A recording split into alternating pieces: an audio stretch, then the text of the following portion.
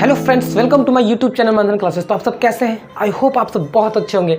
तो चलिए आज के इस वीडियो में हम लेकर के आ गए हैं आपके लिए मोस्ट इंपॉर्टेंट टॉपिक है, जो कि अभी हमारा अविरोधी, विरोधी और आश्रित।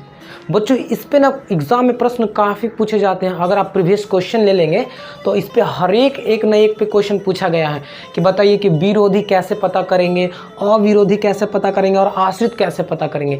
या आपको एक क्वेश्चन दे देगा, उसमें आपको बोलेगा कि निम्नलिखित समीकरण में बताइए कि पी के या के किस मान के लिए समीकरण अविरोधी होंगे, विरोधी होंगे या आश्रित होंगे। या प्रश्न इस तरह से भी बोल सकते हैं कि निम्नलिखित समीकरण के लिए अद्वितीय हल होंगे, इसका आलेख खींचे यानी ग्राफ खींचे। तो हम इन सारी बातों को आज के इस वीडियो में देखेंगे। आप मेरे वीडियो में अंत समय तक बने रहिए। आज के लिए बस इतना ही हम कहेंगे। तो चलिए बच्चों, वीडियो को स्टार्ट करते हैं। तो सबसे पहले हम आपको ये कुछ फार्मूला इधर लिख दिए हैं, इसे मैं आपको समझा देता हूँ। तो बच्चों, आप पिछले क्लास में मेरा लेक्चर पढ़ चुके हैं कि अविरोधी क्या होता है। तो बच्चों, अविरोधी उन्हें कहते हैं जिनका अद्वितीय हल होता है। सर, अद्वितीय मतलब? अद्वितीय का मतलब हो गया बच्चों कि जिनका केवल और केवल एक ही हल होता है, यानी दूसरा कोई हल नहीं है। अद्वितीय का मतलब दूसरा कोई हल नहीं होगा। यानी जो ये बनेगा ना अविरोधी, जैसे कि कोई इक्वेशन दे दिया, जैसे कि मान लीजिए कि इधर एक इक्वेशन है, अगर बोल दिया कि इस इक्वेशन को अविरोधी पे आपको दिखाना कि अविरोधी में ये इक्वेशन कैसे बनेगा, इसका ग्राफ खींचना कि कैसे बनेगा। तो जैसे कि मान लीजिए कि इसका ऐसे ग्राफ होगा ना, अविरोधी का जो ग्राफ होगा ना बच्चों, कुछ ऐसा होगा कि यानी मान लीजिए कि ये इक्वेशन फर्स्ट का ग्राफ है, ठीक है ना, ये इक्वेशन सेकंड का है। तो ये अविरोधी होता है कि केवल और केवल एक ही हल होता है, यानी एक बिंदु पे कटेगा। तो ये अविरोधी का ग्राफ हो गया। यानी इसका कितना हल होगा अविरोधी का? तो अविरोधी का केवल और केवल एक हल होगा, यानी अद्वितीय हल होगा, यानी केवल एक हल होगा। कितना बच्चों? एक, या अद्वितीय जिसको हम बोल सकते हैं, ठीक है। ये तो अविरोधी के लिए हो गया। अगर आपको बोलेगा कि विरोधी, तो क्या करेंगे बच्चों? तो विरोधी में क्या होता है कि विरोधी में क्या होता है कि बच्चों एक भी हल नहीं होता। क्या? एक भी हल नहीं होगा। मान लीजिए कि बोल दिया कि इस इक्वेशन के लिए कि विरोधी बताइए और इसका आलेख खींचिए, ग्राफ खींचिए कि विरोधी में इसका कैसा ग्राफ बनेगा। तो मान लीजिए कि आपका ग्राफ ऐसा कुछ है ना, ये पहला का हो गया, ये दूसरा का। मान लीजिए कि ऐसा आपका ग्राफ है, X Y, X axis Y axis होता है ना। अब इसमें आपको चेक करना है कि विरोधी में इसका ग्राफ कैसा बनेगा। आपको तो आता है ग्राफ बनाने कि एक्स का मान कुछ डाल के वाई निकालते हैं, फिर एक्स का मान कुछ डाल के वाई निकालते हैं, उस तरह से बिंदु पर बैठा बैठा ऐसे करके लाइन खींचते हैं, है ना। तो मान लीजिए कि इसका तो पता है, मान लीजिए कि इसका ऐसे मान लिया जाए कि फर्स्ट जो ये लाइन है ये फर्स्ट इक्वेशन का है, सेकंड का भी कुछ ऐसा लाइन खींचाएगा। तो देखिए विरोधी है, तो इसका जो ग्राफ होगा ना बच्चों एकदम बिल्कुल ऐसा ही जाएगा, एकदम पैरेलल। ये जो है एक दूसरे के एकदम पैरेलल जाता है, ऐसे पैरेलल जाएगा। यानी ये ग्राफ, ये जो लाइन है और ये लाइन है, कभी आपस में कटता नहीं है, ये एकदम पैरेलल रहेगा ऐसे, एकदम कभी आपस में नहीं कटेगा। बच्चों, जब लाइन आपस में कटेगा ही नहीं तो इसका हल तो होगा ही नहीं, तो इसका एक भी हल नहीं होता है। यानी बोले तो कोई हल नहीं। क्या बच्चों? कोई हल नहीं होता इसका। किसका? विरोधी का। अब आ जाते हैं तीसरा। ये ग्राफ आपको दे दिया है, तीसरा में आपको बोल दिया है कि इस ग्राफ को आपको चेक करना है कि ये आश्रित पर आलेख खींचना है कि ये आश्रित है, ग्राफ खींचिए इस इक्वेशन को। चलिए तीसरा का हम कर लेते हैं। हम बस मोटा मोटा आपको हम समझा दे रहे हैं बच्चों कि क्या होता है, कैसे करेंगे आप। ऐसे तो ग्राफ कोई ज़रूरी नहीं कि ऐसा ही आएगा, ये ग्राफ ऐसा भी जा सकता है लेकिन पैरेलल होगा। इतना जान लीजिए कि ये पैरेलल होगा। और कोई ज़रूरी नहीं कि ग्राफ ऐसा ही ऐसा कटेगा, इधर भी कट सकता है, बट ये जान ली कि एक ही इसका हल होगा, एक बिंदु पे ही कटेगा, एक के अलावा ज़्यादा नहीं कटेगा। आ जाइए इस पे, ये एक्स है, एक्स डैश है, यानी इस तरह से आपका ग्राफ है ना। आपको चेक करना है कि आश्रित है, तो क्या करेंगे? आश्रित के लिए आप जान लीजिए कि जब भी ग्राफ इसका आश्रित पे खींचाएगा ना बच्चों, तो इसका ग्राफ कुछ ऐसा होगा, यहाँ से जाएगा और इसी पे वापस ऐसे चढ़ जाएगा, ऐसे जाएगा, ऐसे ही इसी पे एक दूसरे पे रहेगा। तो इसको बच्चों हम लोग बोलते हैं समपाती। क्या बोलते हैं? समपाती।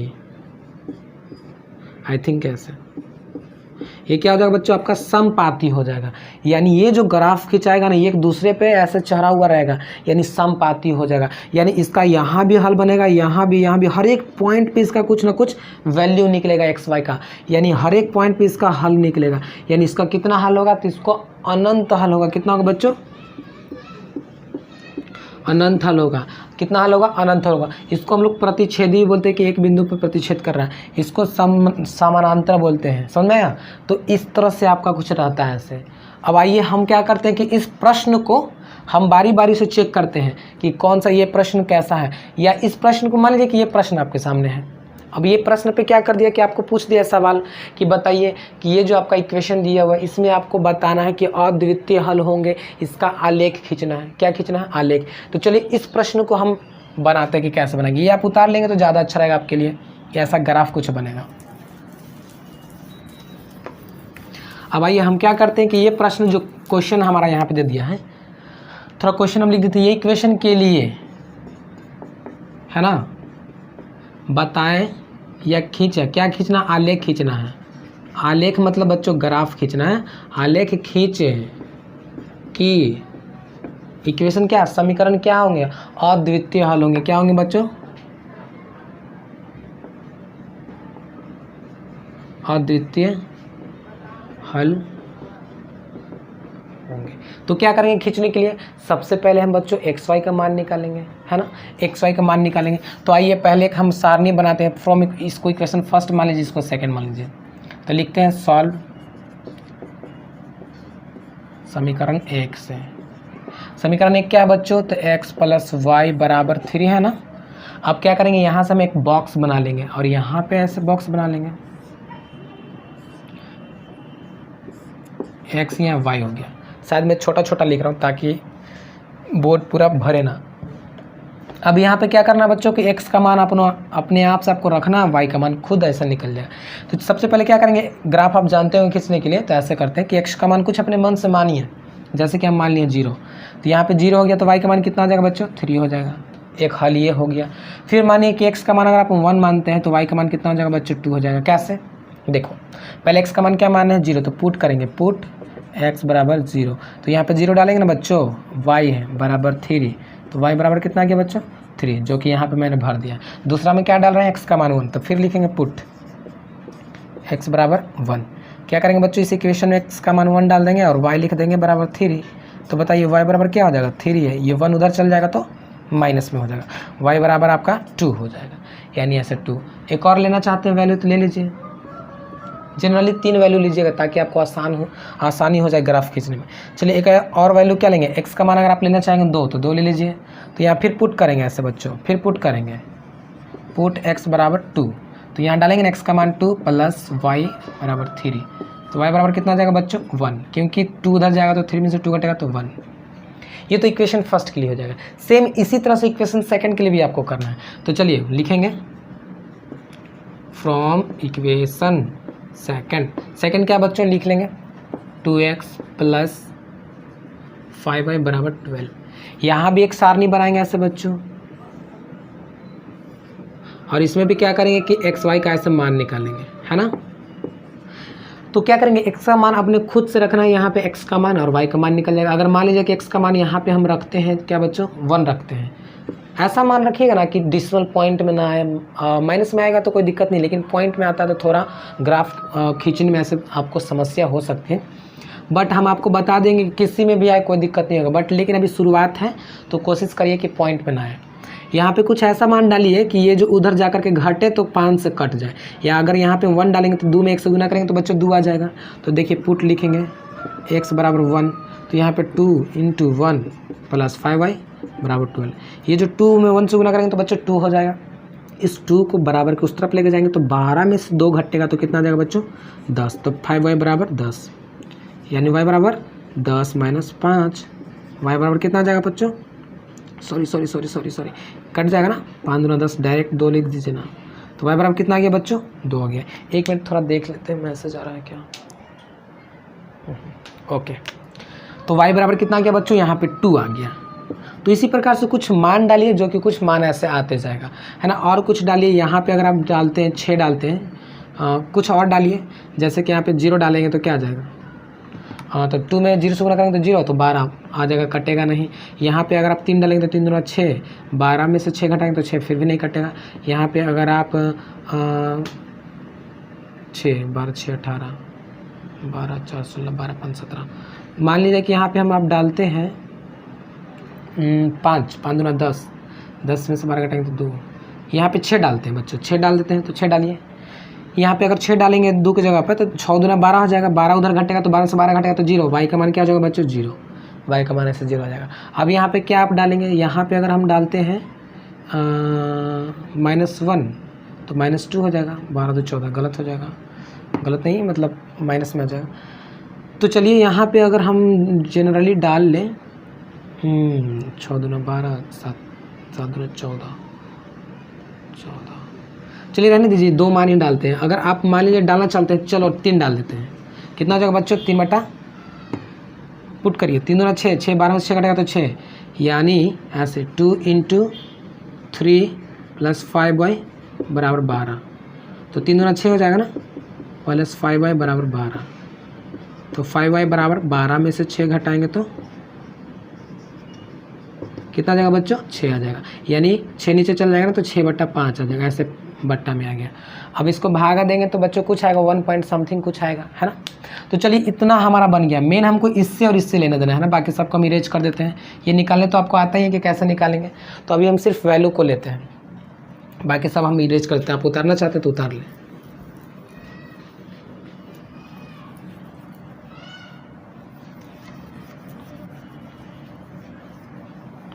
अब देखो बच्चों, यहाँ पे हम क्या करते हैं कि ग्राफ ले लेते हैं ऐसे। ये किसका ग्राफ है बच्चों? ये x का ग्राफ है, ये x डैश का है, ये y डैश का है और ये y का ग्राफ। यहाँ ओरिजिन आपका रहता है मूल बिंदु, यहाँ पे x y का मान 0 0 होता है, ठीक है।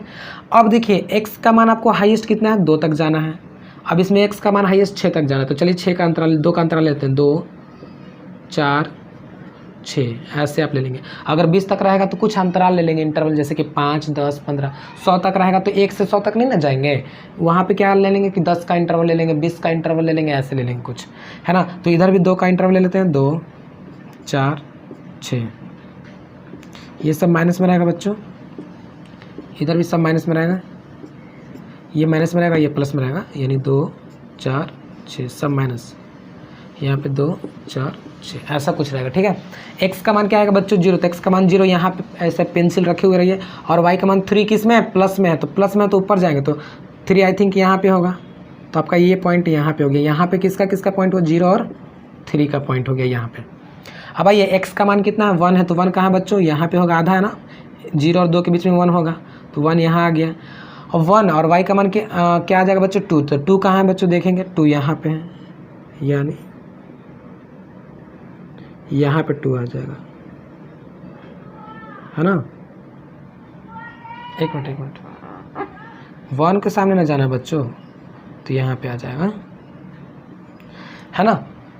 क्योंकि देखिए x का मान 1, तो 1 यहाँ है, 1 के सामने आपको 2 के पास जाना, तो 2 के पास यहीं पे ना आएंगे।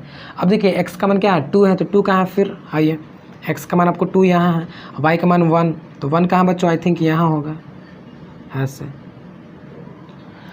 तो ये जो ऐसे ग्राफ खींचा, इसको ऐसे खींच दीजिए आप बच्चों, है ना, ऐसे हम खींच दिए। ये हमारा ग्राफ हो गया किसका? इक्वेशन फर्स्ट का, यानी x + y बराबर 3 का। ये ग्राफ हमारा खींचा गया। दूसरा ग्राफ में चलते हैं। x का मान कितना बच्चों? 1 है, तो 1 इधर कहाँ है बताइए? 1 किधर है? 1 x का मान 1 यहाँ पे है ना 1। अब y का मान 2 कहाँ है? तो y का मान 2 आपका यहाँ पे आ गया। फिर बताइए x का मान 6 कहाँ है? तो x का मान हमारा 6 यहाँ है, तो ये हमारा एक पॉइंट यहाँ आ गया है। x का मान 6 यहाँ है, और y का मान कितना? 0। तो y का मान 0 तो इसी पे होगा ना, यानी x एक्सिस पे y का मान, है ना, x एक्सिस पे किसी भी मान y का मान क्या होता है? 0 होता है। x एक्सिस पे y का मान 0 होता है, तो यहाँ पे आपका 0 हो जाएगा। x 3 है, तो x 3 कहाँ बच्चों? यहाँ आपका 3 आ जाएगा। और y का मान 6/5, यानी 1 से छोटा है ना, भागा देंगे तो 5 में ऐसे, 6 का 5 का 5 एक बार में।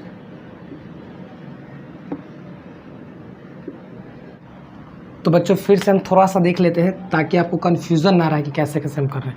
ये इक्वेशन फर्स्ट तो मैंने ऐसा पार दिया है, ये इक्वेशन फर्स्ट का लाइन है, ठीक है। इक्वेशन सेकंड में आप आ जाइए। सेकंड क्या है? x का मान 1 है, तो एकदम x एक्सिस में ऐसे जाइए आप, ठीक है। और x का मान 1 ढूंढिए, तो 1 तो आपका यहाँ है, 0 और 1 के 2 के बीच में 1, ठीक है, यहाँ पे। तो यहाँ पे ऐसे पेन को रखिए, और y का मान कहाँ जा रहा है आपको? 2 के पास जा रहा है। तो 2 कहाँ बताइए? यानी यहाँ पे है ना, यहाँ से ये चल गया यहाँ पे, तो यहाँ पे आपका बन गया किसका? 1 और 2 का, यहाँ पे बन रहा है, ठीक है।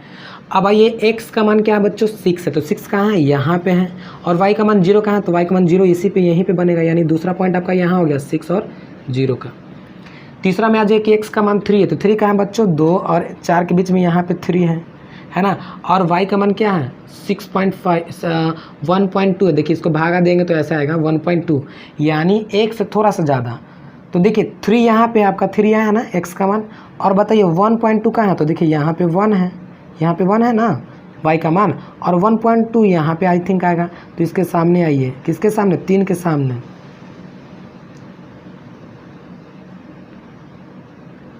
यानी यहाँ पे बच्चों आपका ऐसा बन जाएगा। अब क्या करेंगे, यहाँ से हम ऐसे पारेंगे, आइए इसको हम पारते हैं थोड़ा सा, आई थिंक हाँ। अब इसको हम क्या करते हैं कि बच्चों ऐसे मिलाते, तो मैं स्केल का इस्तेमाल कर देता हूँ। अब देखिए ये जो ग्राफ आपका है ऐसे मिलाएंगे हम,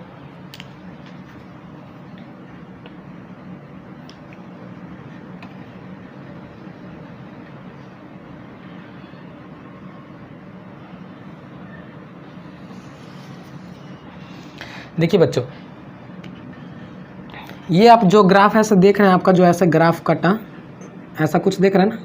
अब बताइए ये कितने बिंदु पे कट रहा है, यानी ये जो आपका पहला इक्वेशन का जो लाइन है और ये जो दूसरा इक्वेशन का आप लाइन है, ये एक बिंदु पे कट रहा है कि नहीं यहाँ पे, यानी इससे क्या स्पष्ट हो रहा है सर आप मुझे इतना क्यों बता रहे हैं। तो बच्चों अभी समझने का वक्त आ गया है, मैं इतना आपको क्यों ऐसे ग्राफ करके दिखा रहा हूँ। तो सबसे पहले क्वेश्चन को आप फिर से समझ लिए कि ये इक्वेशन दे दिया और इक्वेशन में आपको क्वेश्चन बोले कि अद्वितीय हल होंगे, इसका आलेख खींचे। तो ये मैंने आलेख खींच दिया और आपको मैंने अभी बताया कि अद्वितीय हल किसे कहते हैं, जिसका एक ही बिंदु पे कटता है, यानी केवल और केवल एक हल होता है। तो देखिए बच्चों इसका एक हल है कि नहीं, सिर्फ यहाँ पे कटता है। तो आपका ये हल का मान पूछेगा तो क्या बताइएगा, इसका हल का मान पूछेगा तो 1 और 2, यानी x का मान यहाँ से 1 निकल गया, y का मान 2। बच्चों आप सोच रहे हैं कि सर ये वाला कैसे कर दिए कि 1 और 2 कैसे आ गया, x का मान 1, यानी ये जो हल करिएगा ना आप इक्वेशन, तो इसका x का मान 1 आएगा और y का मान 2 आएगा। कैसे, तो देखो बच्चों कहाँ पे कट रहा है, जहाँ पे कटता है वहीं पे इसका वैल्यू होता है। कहाँ कट रहा है, यहाँ पे कट रहा है ना, यहाँ पे दोनों बिंदु कहाँ पे, दोनों लाइन कहाँ पे कट रही है, यहाँ पे कट रही है। तो किसके सामने कट रही है, 1 के सामने ना, तो x का मान 1, और किसके सामने इधर y 2 के सामने, तो y का मान 2, ऐसे। तो ये पूरा चीज़ समझ में आया क्यों हम बताना चाह रहे हैं। तो इसका केवल और केवल एक हल होता है, यानी ये अद्वितीय हल इसका क्या होगा, हल अद्वितीय हल होंगे। तो ये हम समीकरण दिखा दिए अद्वितीय हल हैं, है ना। तो इस तरह से आप बच्चों समीकरण को आप दिखा सकते हैं। अब चलिए एक क्वेश्चन और हम आपके सामने ले लेते हैं। आपको ये चीज़ समझ में आया हो कि कैसे हमने किया, इसे अगर आप उतारना चाहेंगे तो उतार लें।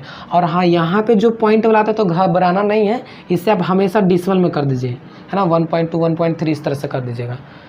बाकी हम आगे आपके हम इस तरह का सारणी में हम आपको बताएं कि कैसे कैसे वैल्यू को पॉजिटिव लिया जाता है और कैसे बिना पॉइंट में लिया जाता है। पहले इतना आप उतार लो। तो ये समझ में आया मैंने क्या बताया, ये मैंने बताया बच्चों के आपका कि अद्वितीय हल के लिए कैसे ग्राफ खींचेंगे। इसी तरह से बोलेगा कि अनंत हल है, उसका ग्राफ खींच कर हमको दिखाइए। तो बच्चों आप लोग दिखा दीजिएगा।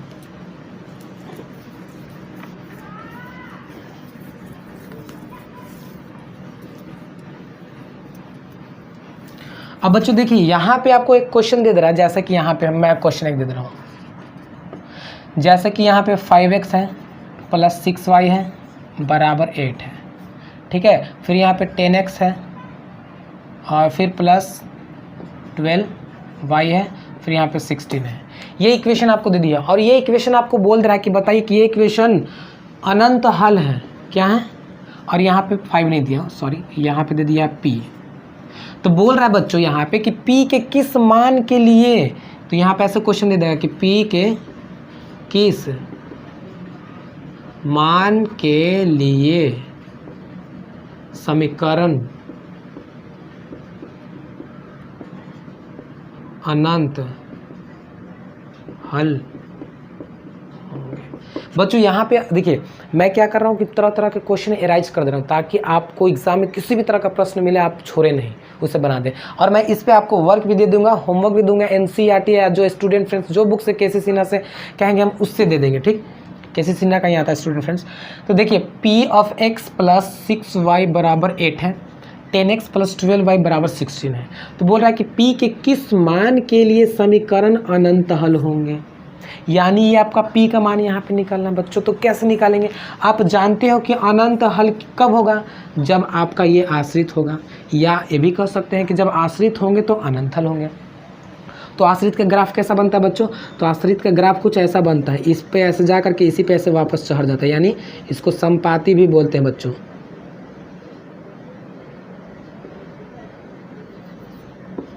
समपाती, इसको समपाती भी बोलते हैं बच्चों, इसलिए टेंशन नहीं लेना, आराम आराम से समझ समझ के बनाना है।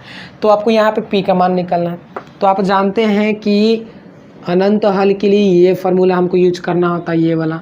तो सबसे पहले क्या करिए, यहाँ से ए बी सी डी का मान निकाल लीजिए बच्चों। ये इक्वेशन आपको इस फॉर्म में रखना है, A X plus B Y plus C बराबर 0, यानी बराबर में 0 आपको रखना है। उसके बाद ए बी सी का मान निकाल लीजिए और इस फार्मूला पे डाल दीजिए, अपने आप पी का मान आ जाएगा। इतना ही करना है, कर देते हैं। आइए इसी ऐसे इसको पहले इक्वेशन में डाल देते हैं, P of x plus 6y, 8 को इधर ले लेंगे तो क्या आ जाएगा बच्चों, -8 बराबर 0। इसे इक्वेशन फर्स्ट ले लेते हैं। दूसरा क्या है बच्चों, इक्वेशन 10x प्लस 12y -16 बराबर 0। इसे इक्वेशन हम ले लेते हैं सेकेंड, है ना।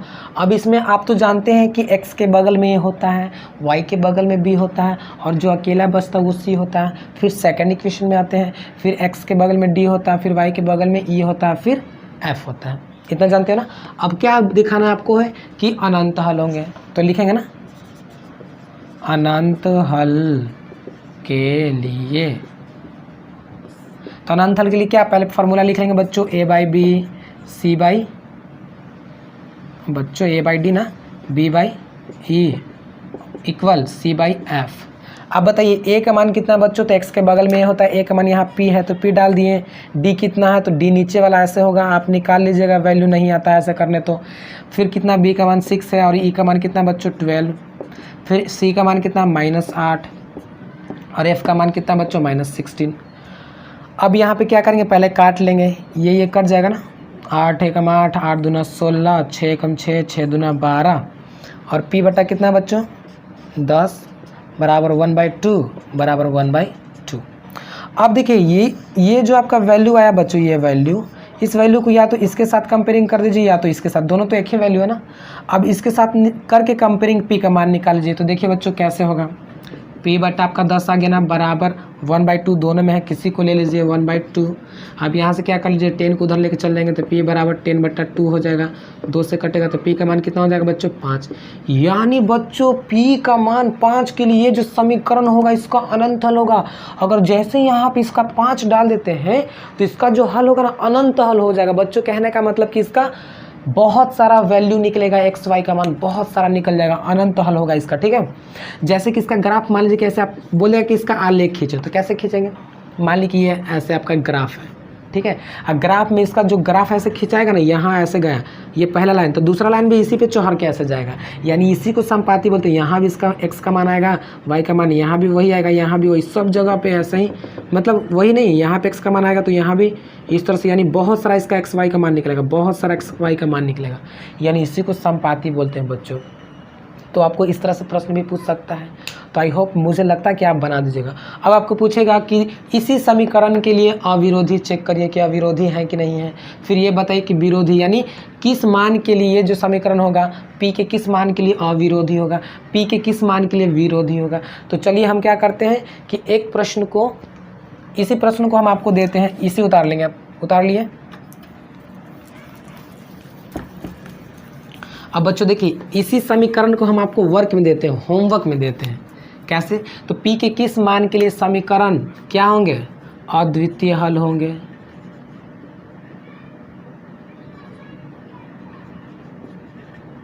अद्वितीय तथा कोई हल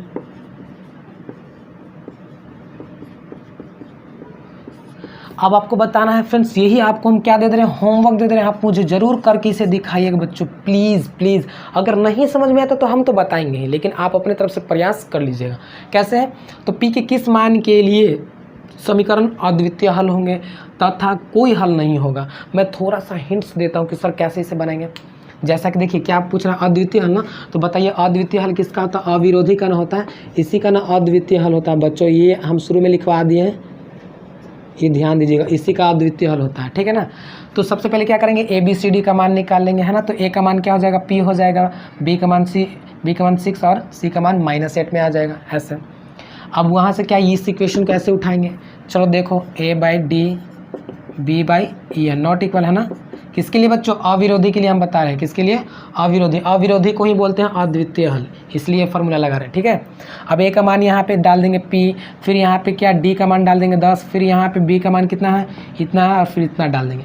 डालने के बाद इसका वैल्यू मान लीजिए कि ऐसा कुछ आएगा, p/10 नॉट इक्वल, और 6 आपका यहाँ पे आ जाएगा मान लीजिए 12, इसे काटेंगे 6 1 6 6 2 12, यानी p/10 नॉट इक्वल यहाँ कितना है 1/2। यानी आप 10 को इधर लेके जा सकते हैं, नहीं लेके जा सकते हैं, क्योंकि ये इन इक्वेशन है, यानी ये इक्वेशन नहीं है बच्चों, ये आपका इक्वल नहीं ना है कि इस तरफ लेके चल जाएंगे। इसलिए क्या किया जाता है कि इसको आप क्या कर दीजिए कि बच्चों कि 10 से गुना इधर कर दीजिए और 10 से गुना इधर कर दीजिए, क्योंकि 10 को यहाँ से हटाना है, क्योंकि इधर 10 लाना है ना, 10 10 कट गया, यानी यहाँ पे क्या बच जाएगा, p नॉट इक्वल 10 दूना कटेगा था 5, यानी p के मान नॉट इक्वल है 5 के, यानी 5 के लिए यहाँ पे क्या होगा, p का मान 5 के लिए नहीं, ये इक्वेशन होगा तो इसका अद्वितीय हल हो जाएगा। यहाँ पे हम 5 नहीं डालेंगे, 5 के अलावा और कुछ डालेंगे ना, तो इसका क्या होगा बच्चों, यानी अद्वितीय हल होगा, यानी इसका एक हल होगा। यहाँ पे 5 डालेंगे तो नहीं होगा, लेकिन 5 के अलावा और कोई डाल दीजिए, 6 7 8 9 10, तो इसका कितना हल हो जाएगा, अद्वितीय हल हो जाएगा, यानी इसका ग्राफ ऐसे बन जाएगा, यानी एक बिंदु पे एक कटने लगेगा। तो इसी तरह से बच्चों आप विरोधी का बताइए, अविरोधी का पूरा हमको बना करके दिखा दीजिएगा, ठीक है। तो बस आज के लिए इतना ही, ये छोटा सा चीज़ आपके लिए था, काफ़ी मोस्ट इंपॉर्टेंट मुझे लगा कि आपके लिए बताना। बाकी ये तो मेरा अभी बेसिक था, इस पर हम 3-4 प्रश्न और करवाएंगे अगला क्लास में। तो आज के लिए इतना ही, take care, bye bye friends.